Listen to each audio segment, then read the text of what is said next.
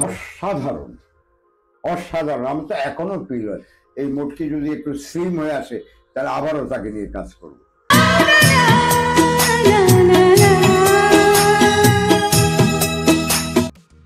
আমার একটা ছবিতে আমার এক বন্ধুর ছবি, ব্যস্ত ছবির শুটিং পড়ে গেছে। তো আমার যখন 3টে ছবি তার চলছে, তা আমাকে বললো যে আপনি আমার একটু ডাবিং ছিল, ডাবিংটা সম্ভবত অমর সানি আর শাবনূরে। তো ডাবিং থিয়েটারে আমি কাজ করছি, দেখলাম যে দুজন খুব ঝগড়া, কথা কাটাকাটি এটা ওটা হয়। তো একটা পর্যায়ে ডাবিংটা দেখলাম যে যে মেয়েটি একটু আগে যে আলোচনার ভিতরে ছিল, সে হঠাৎ করে এত সিরিয়াস হয়ে গেল তার কাজ টাজ করার। তার মধ্যে একটা দুটো শব্দ আমি যখন বললাম যে নূপুর তুমি এভাবে ডেলিভারিটা না দিয়ে এইভাবে দাও, হ্যাঁ, কিছুক্ষণ পর ওই ডেলিভারিটা এমন মানে সিচুয়েশন সিকোয়েন্সের সাথে এবং ওই সিকোয়েন্সের মেজাজের সাথে এই ডেলিভারিটা প্রয়োজন, এটা হওয়ার পরে ও ডাবিং ইয়ে থেকে আইসা এই রেকর্ডিং বুথে আইসা শোনার পরে ও ফট করে আমাকে পায়ে ধরেছে। আমি এটা কি করছে, বললো যে না, আজকে এই এখন আমার কাছে এটাও একটা নতুন শিক্ষা। এবং এই যে একটা বিষয়, এটা না করলেও পারত। ও যে ইনভলভ আর্টিস্ট হিসাবে এত বেশি ইনভলভমেন্ট তার কাজ করতো, যে কারণে তারপরে শেষে যখন আমি এবাদন যাবে না সিরিজে তাকে কাজ করি,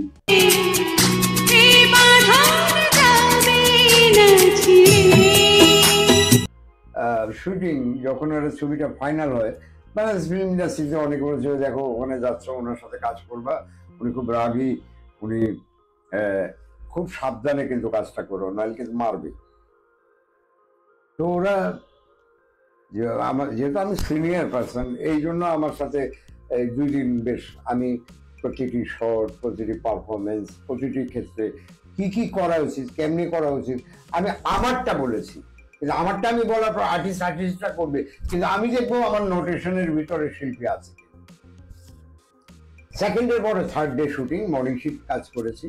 মর্নিংয়ে 1 ঘন্টা কাজ করার পরে আমার প্রয়াত আমার স্টিল ক্যামেরাম্যান হারুন ভাই আমাকে বললো আমাকে 2-3 ঘন্টা ফ্রি করে দেন। আমার আচ্ছা ঠিক আছে, এখানে যদি কোনো স্টিল হয় তাহলে মিন্টু নিয়ে নিবে। ক্যামেরাটা রেখে গিয়ে রিফিলটা নিয়ে চলে গেল স্টুডিও থেকে, ঢাকা আসলো। আমি ছিলাম সোনারগাঁয়ে, সেখান থেকে এসে ও প্রিন্টগুলো নিয়ে আসলো। লাঞ্চ ব্রেকে সামনে ছবিগুলো দেখালো লেগে উদ্ভিদ, এবং তারা ছবি দেখতেছে। আমি সেকেন্ড শিফটে লাইট টাইট রেডি হয়ে গেছে, আমি আমার থেকে বললাম যা ওদেরকে ডাকো। কিছুক্ষণ বড় যে ওরা ছবি দেখতেছে, মানে বলছে যে আমরা একটু সময় ওনাকে বলেন আমরা একটু ছবিগুলো দেখি, ছবিগুলো ভালো লাগতেছে। তারপরে 2 জন আইসা আবার সেই একই দৃশ্য সালাম করে বলতেছে যে ভাই 2 দিন তো কাজ করলাম, 2 দিন কি করলাম এটা দেখলাম, দেখে আমাদের কাছে আমাদের এখানে আসার আগে আমাদেরকে বলা হয়েছে আপনি ভীষণ রাগী, আপনি সিকোয়েন্সটা পারফেক্ট না হইলে পরে মারেন। কিন্তু আমরা যত জায়গায় কাজ করেছি এই পর্যন্ত, আপনার মতো এইভাবে বিহেভ করা, আপনি যেভাবে বুঝায় কাজ করেন, এরকম আমরা পাইনি। ছবিগুলো দেখে মনে হয় আমরা একটা অসাধারণ কাজ করছি। এই যে মনের একটা ব্যাপার, এটাকে এখানে এটা কিন্তু তারা না করলেও পারতো, না বললেও পারতো। কিন্তু আমাদের তো আমরা কাজটাকে আরাধনা মনে করি, আমি ইবাদত মনে করি কাজটাকে। কাজের ক্ষেত্রে আমরা খুব সচেতন, কিংবা ভালো কাজ করার জন্য একটা আকাঙ্ক্ষা থাকে।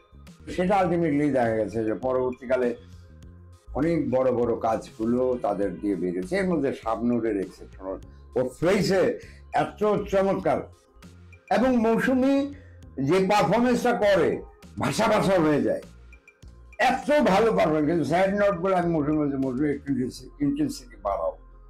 কি কারণে বাড়াবা? তোমার ফেসে যে জিনিসটা রেকর্ড হয়, শাবনূরের ফেসে অনেক বেশি রেকর্ড হচ্ছে। তুমি এত সচেতন, এত চমৎকার ভাবে কাজটা করছো, আমি ফিল করছি। কিন্তু রেকর্ড হচ্ছে এটা 50-50, শাবনূর 100 রেকর্ডিং হচ্ছে, তোমারটা 50 হচ্ছে। অতএব একটু ইন্টেন্সিটি বাড়াও, একটু বাড়িয়ে কাজ করো, এবং বাড়িয়ে কাজ করলেও বাকিটা ডাবিং এ ব্যালেন্স হয়ে যাবে।